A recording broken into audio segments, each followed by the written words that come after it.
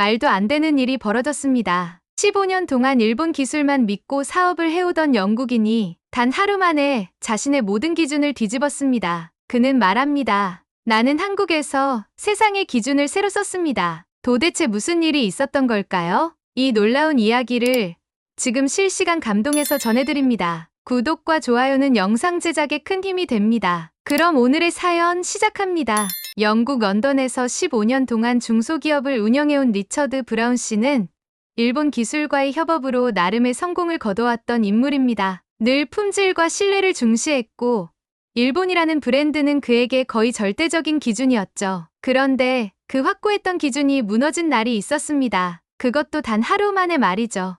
처음 이 이야기를 들었을 때 저희도 믿기 어려웠습니다. 한 나라의 기업가가 몇십 년 동안 쌓아온 관점을 뒤집고 사업의 방향까지 전환하게 된 계기가 과연 무엇이었을까? 트렌드 변화 때문은 아니었습니다. 그는 말합니다. 한국은 내 자존심을 박살냈습니다. 그리고 동시에 내가 지금까지 알고 있던 세상의 기준을 완전히 갈아엎었죠. 사연을 들으면서 저희는 그의 말에 숨이 멎는 듯한 충격을 느꼈습니다. 처음엔 그도 한국이라는 나라를 크게 신경 쓰지 않았다고 합니다. 전쟁의 상은 산업화 후발주자. 거기다 일본의 기술을 따라가는 나라라는 선입견까지 시장조사 보고서에 몇 줄 등장하는 신흥국 수준으로 여겼죠. 그러던 어느 날 바이어들의 반응이 달라지기 시작했습니다. 요즘 한국 제품 확인하셨나요? 리처드, 일본도 좋지만 요즘은 한국 쪽도 눈여겨보셔야 합니다. 처음에는 웃어넘겼다고 합니다. 그럴 수밖에 없죠. 지금까지 손잡고 함께 해온 파트너는 일본 기업들이었고 그들과 쌓은 실적이 리처드의 기반이었으니까요. 하지만 이상했습니다. 그 피드백이 한두 건이 아니었습니다. 하나, 둘, 셋 결국 10건, 20건이 되면서 그는 무시할 수 없는 현실을 마주하게 됩니다. 리처드는 말합니다. 그때 처음으로 한국을 검색창에 쳐봤습니다. 그리고 제 손가락이 멈추지 않았습니다. 왜 지금까지 몰랐을까? 라는 생각이 들었죠. 그는 결국 직접 한국을 방문하기로 결심합니다. 출장이 목적이었지만 그는 이미 마음속에서 뭔가 다른 감정을 품고 있었던 것 같습니다. 어떤 나라가 이렇게까지 사람들의 생각을 바꿔놓을 수 있을까? 경쟁이나 수출의 문제가 아니라고 직감했죠. 히드로 공항에서 출발한 비행기는 정확히 11시간 후 인천국제공항에 도착했습니다. 입국장을 빠져나오자마자 그는 첫 충격을 받습니다. 여긴 공항이 아니라 하나의 도시 같았습니다. 터미널은 웅장했고 동선은 군더더기 없이 효율적이었습니다. 짐을 찾는 데 걸린 시간은 단 7분. 입국 심사와 세관은 자동화 시스템으로 순식간에 통과됐죠. 그는 속으로 이렇게 생각했다고 합니다. 영국 공항이 이만큼 따라오려면 얼마나 걸릴까? 그리고 진짜 놀라운 건 그 효율 속에서도 정중함이 느껴졌다는 점입니다. 기계적인 편리함이 아니라 사람을 위한 시스템이었습니다. 그렇게 공항을 나선 그는 서울행 공항철도에 몸을 실었습니다. 좌석은 넓었고 열차 내부는 조용했습니다. 그는 무심코 스마트폰을 꺼내 영화를 재생해봤죠. 그런데 영상이 한 번도 끊기지 않았습니다. 와이파이 속도가 이 정도라고요? 열차에서 내려 서울역에 도착하자 그의 눈앞에는 거대한 LED 광고판과 마치 미래 도시 같은 스카이라인이 펼쳐졌습니다. 그 순간 그는 말합니다. 여긴 내가 생각하던 동아시아가 아니었습니다. 자신도 모르게 뇌리에 박혔던 전후 국가 산업화 후진국의 이미지는 산산조각이 나기 시작했습니다. 서울 거리의 정돈됨, 디지털 기술이 녹아든 생활 인프라, 그리고 사람들의 표정까지 그는 그렇게 첫날부터 충격의 연속 속으로 빨려 들어가고 있었습니다. 이후 어떤 일들이 일어났을까요? 리처드는 서울에서 또 어떤 경험들을 하게 될까요? 서울에 도착한 첫날 밤, 리처드는 호텔방 침대에 앉아 무거운 생각에 잠겨 있었습니다. 이 나라가 정말 이렇게까지 발전했단 말인가? 어느 순간부터 그는 한국이 왜 세계에서 주목받는지가 궁금한 것이 아니라 나는 왜 이걸 지금까지 몰랐는가라는 자괴감에 가까운 의문에 빠졌다고 합니다. 하지만 그의 여정은 이제 막 시작이었죠. 그리고 그 여정을 완전히 바꿔놓은 사건은 예상치 못한 상황에서 찾아왔습니다. 이튿날 오후, 점심을 마친 직후였습니다. 오랜 비행으로 인해 체력도 떨어진 상태에서 갑작스레 치통이 시작된 것이죠. 처음엔 대수롭지 않게 여겼지만 시간이 갈수록 통증이 심해졌습니다. 결국 그는 호텔 프런트에 도움을 요청합니다. 혹시 근처에 괜찮은 치과가 있습니까? 직원은 당황한 기색 없이 웃으며 말합니다. 바로 옆 블록에 유명한 치과가 있습니다. 예약 없이 가셔도 진료 가능해요. 의심 반, 기대 반으로 리처드는 치과를 찾았고 그곳에서 평생 잊지 못할 경험을 하게 됩니다. 건물 외관은 현대적이고 세련되었으며 내부는 마치 갤러리 같았습니다. 접수는 태블릿으로 간단히 이루어졌고 안내 직원은 유창한 영어로 친절히 응대했습니다. 얼굴 인식으로 진료 등록을 한다고요? 진료실에 들어선 그는 더욱 큰 충격을 받습니다. 의사는 환하게 웃으며 손을 내밀었고 문제를 파악한 후 이렇게 말했죠. 신경치료가 필요해 보입니다. 지금 바로 시작하겠습니다. 그 순간 리처드는 의심을 품었습니다. 이렇게 빨리 치료를? 검사나 설명도 없이? 하지만 걱정은 오래가지 않았습니다. 의사는 매 단계마다 설명을 곁들였고 필요한 절차는 모두 디지털로 기록되고 있었습니다. 심지어 진료 중간중간 괜찮으세요?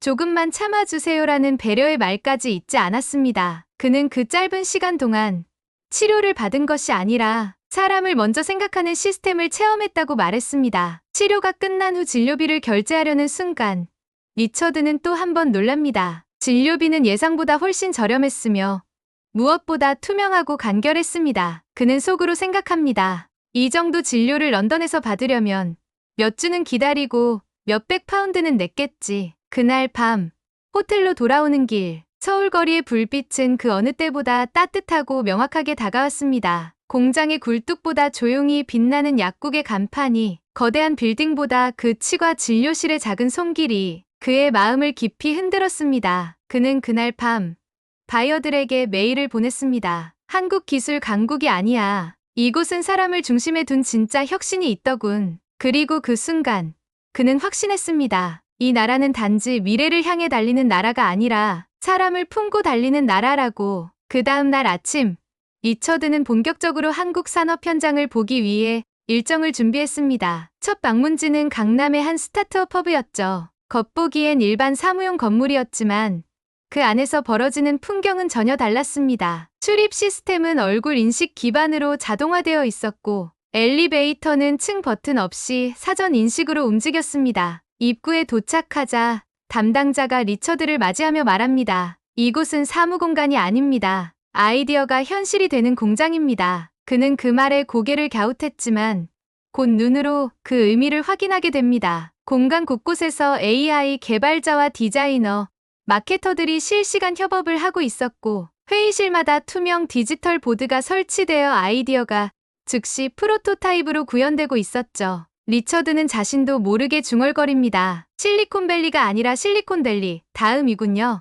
그를 안내한 스타트업 대표는 이렇게 말했습니다. 우리는 대기업처럼 크진 않지만 빠르고 유연합니다. 그리고 한국은 그런 환경을 만들어주는 나라입니다. 그 말 속엔 자부심을 넘어선 믿음이 느껴졌습니다. 대표는 이어 말합니다. 여긴 정부 지원도 적극적이고 대기업도 기술 자문을 아끼지 않아요. 같이 살아남자는 분위기가 산업 전반에 깔려 있습니다. 리처드는 그 순간 이해했습니다. 한국 산업의 진짜 힘은 경쟁이 아니라 연결이라는 사실을요. 스타트업과 대기업, 공공과 민간, 개인과 공동체가 얽혀있는 거대한 생태계. 그 생태계가 한국을 빠르게 진화시키고 있었던 것입니다. 그날 오후 그는 서울 여의도에서 열린 산업 포럼에도 참석했습니다. 삼성, LG, SK 같은 대기업 임원들과 창업 1년차 스타트업 대표들이 한자리에 모여 있었습니다. 그가 가장 놀란 건 그 둘 사이의 격차가 거의 느껴지지 않는 분위기였습니다. LG화학 발표자는 말했습니다. 우리는 세계 전기차 배터리 시장 점유율 1위입니다. 하지만 우리의 진짜 경쟁력은 혁신을 빠르게 받아들이는 한국 문화 그 자체입니다. 그 말에 리처드는 속으로 이렇게 중얼거렸죠. 맞아. 기술도 놀랍지만 이 나라는 사람들의 태도와 문화가 다르다. 그는 다시 한번 깨달았습니다. 한국은 단지 공장을 돌리는 나라가 아니라 사람의 생각과 의지가 산업을 움직이게 만드는 정신의 공장이라는 사실을요. 그리고 그 정신이야말로 일본이나 중국과 가장 다른 점이었습니다. 포럼이 끝난 후 리처드는 서울 시내 한복판에서 열린 비즈니스 네트워킹 행사에 초청받았습니다. 이 자리는 명함을 교환하는 자리가 아니었죠. 각국의 기업인들이 한국의 산업과 문화를 어떻게 바라보는지를 직접 나누는 토론장이었습니다. 행사에 참석한 일본인 투자자는 이렇게 말했습니다. 우리는 정밀하고 완벽한 기술을 자랑하지만 요즘은 한국이 더 빠르고 감각적으로 움직입니다. 중국 출신 창업가는 한국은 시장 크기는 작지만 감정과 문화가 살아있어요라며 감탄을 아끼지 않았습니다. 그때 한 한국 기업인이 조용히 말했습니다. 저희는 제품보다 스토리를 팔고 싶습니다. 사람들이 왜 한국을 좋아하는지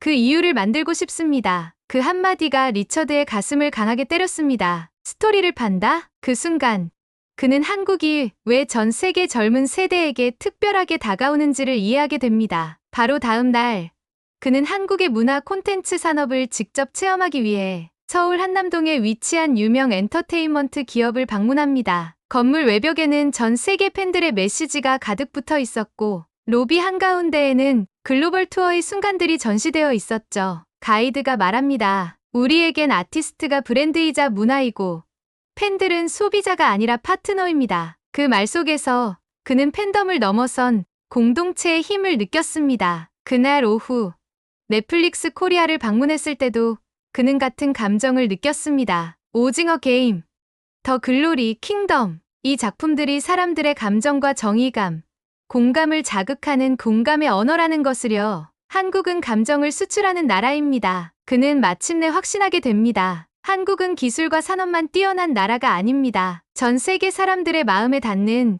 감성의 플랫폼을 만든 나라였던 것이죠. 그리고 이 문화는 곧 한국이라는 브랜드의 신뢰로 이어지고 있었습니다. 한 소비자가 콘텐츠 속에서 본 가전제품을 구매하고 그 가치를 신뢰하며 주변에 추천하는 것. 리처드는 그 연결고리를 처음으로 정확히 바라볼 수 있었습니다. 그는 이날 이후 명확한 결심을 합니다. 내 사업의 파트너는 이제 일본이 아니라 한국이다. 문화산업의 깊은 감명을 받은 리처드는 다음 일정으로 한국 기술의 최전선을 경험할 수 있는 장소를 찾아갑니다. 바로 서울 강남의 대형 전자제품 체험 매장이었습니다. 그곳은 미래의 일상을 미리 살아보는 공간이었죠. 그가 가장 먼저 발길을 멈춘 곳은 삼성의 스마트홈 전시존이었습니다. 눈앞에 펼쳐진 장면은 그가 상상하던 스마트 기술의 수준을 훌쩍 넘어섰습니다. 냉장고는 식재료의 유통기한을 알려주고 TV는 시청 패턴을 분석해 최적화된 콘텐츠를 추천했으며 조명은 사람의 기분에 따라 색온도와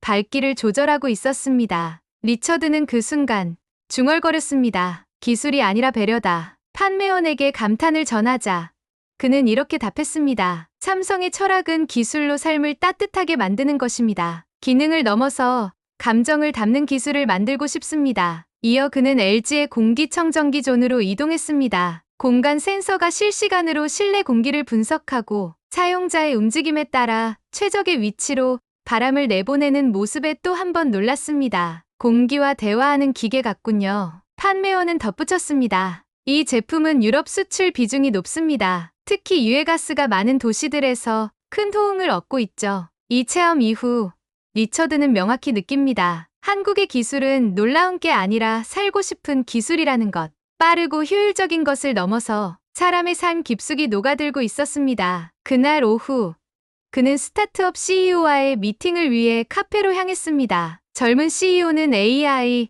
기반 농업 플랫폼을 운영하고 있었고 데이터를 활용해 농민의 소득을 높이는 기술을 개발하고 있었습니다. 리처드는 묻습니다. 정부의 지원은 충분합니까? CEO는 웃으며 대답합니다. 충분하진 않지만 한국은 실패해도 다시 일어설 수 있는 나라입니다. 정부와 대기업이 함께 스타트업을 끌어주는 문화가 있습니다. 그의 말 한마디가 리처드의 마음속에 깊게 박힙니다. 실패해도 다시 시작할 수 있다. 이것이야말로 한국이 미래를 준비하는 방식이었습니다. 사람을 중심에 두고 기술은 그 사람을 지지하는 도구가 되는 나라. 그날 밤 리처드는 서울의 야경을 바라보며 다음 파트너십 계약을 위한 이메일을 작성합니다. 그의 메일 제목은 짧고 강렬했습니다. 우리는 미래와 손을 잡을 것입니다. 그 미래는 바로 한국입니다. 기술과 산업의 최전선을 체험한 후 리처드는 이제는 조금 더 사람 가까이 다가가 보기로 결심합니다. 화려한 강남을 뒤로하고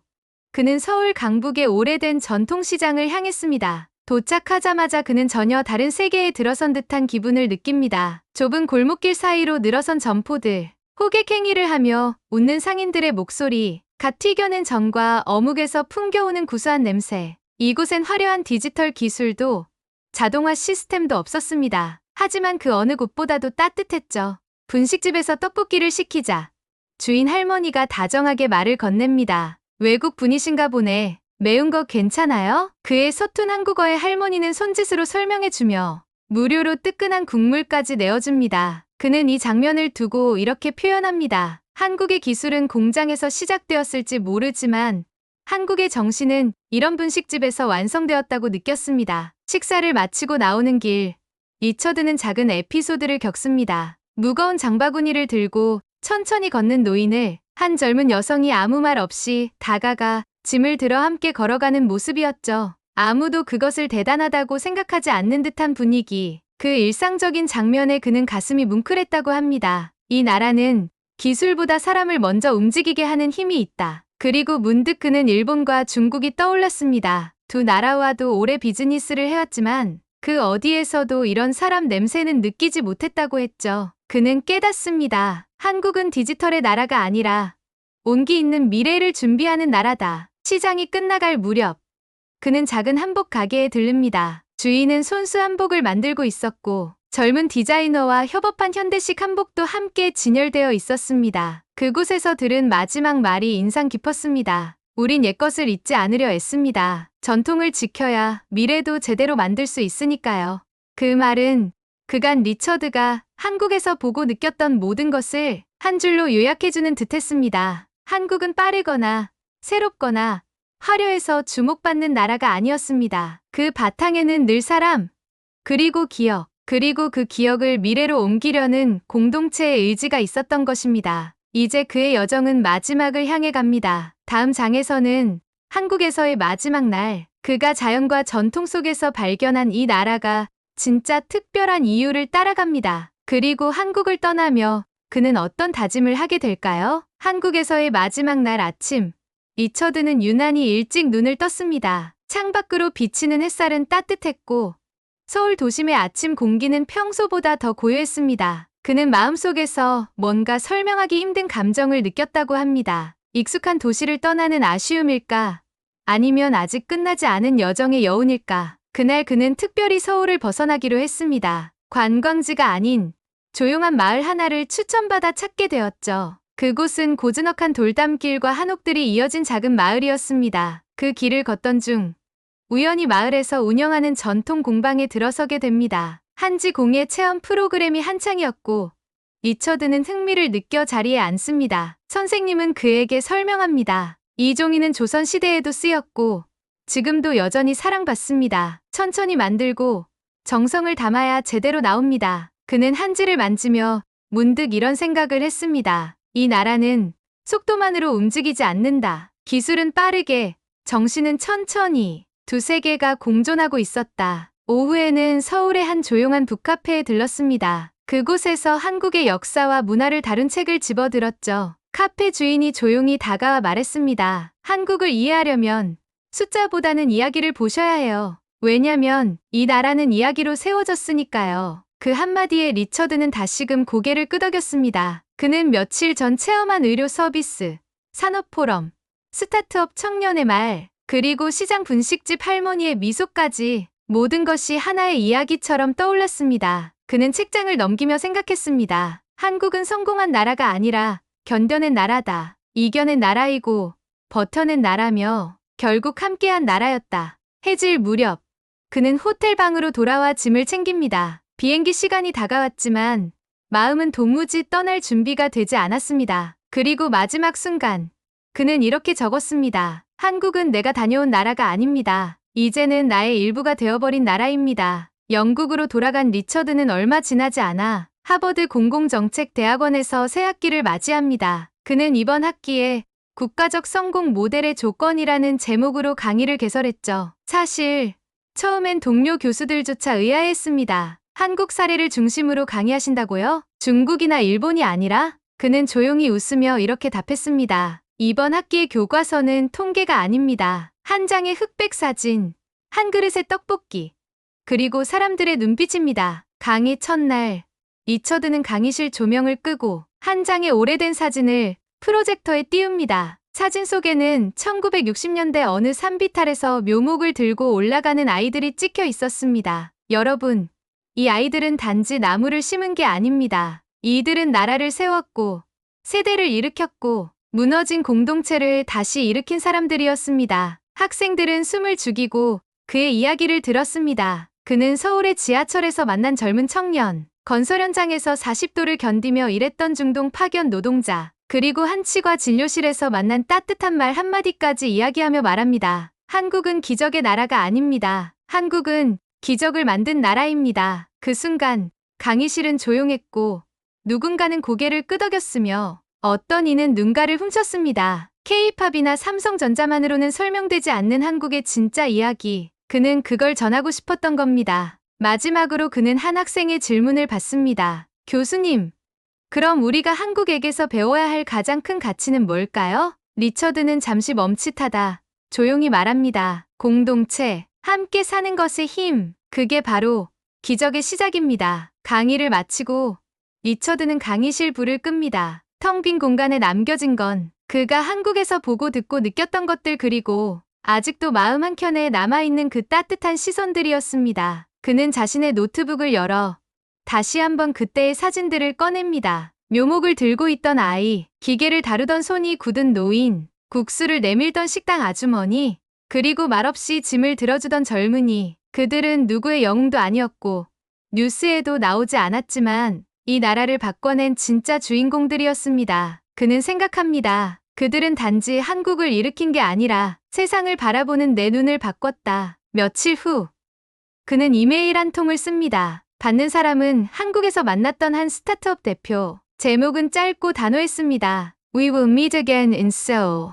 우리는 다시 서울에서 만날 겁니다. 그리고 그는 다음 여름을 한국에서 보내기로 결심합니다. 이번에는 출장도 아니고 관찰도 아닌 함께하기 위한 시간이 될 것입니다. 마지막으로 그는 자신의 강의 자료 맨 마지막 페이지에 이 문장을 남깁니다. 기적은 기다리는 것이 아니라 만들어내는 것이다. 한국은 그걸 증명한 나라다. 오늘의 사연, 여러분 어떻게 들으셨나요? 한 영국인의 눈을 통해 다시 바라본 이 나라, 정말 자랑스럽지 않나요? 한국은 그저 기적을 맞이한 나라가 아닙니다. 기적을 직접 만들어낸 나라였습니다. 수많은 평범한 사람들의 땀과 눈물, 그리고 따뜻한 마음이 모여 이 위대한 변화를 이끌어낸 것이죠. 이 감동적인 이야기가 전 세계에 더 많은 사람들에게 널리 퍼질 수 있도록 여러분의 구독과 좋아요, 알림 설정은 저희 채널에 큰 힘이 됩니다. 시청해주셔서 감사합니다.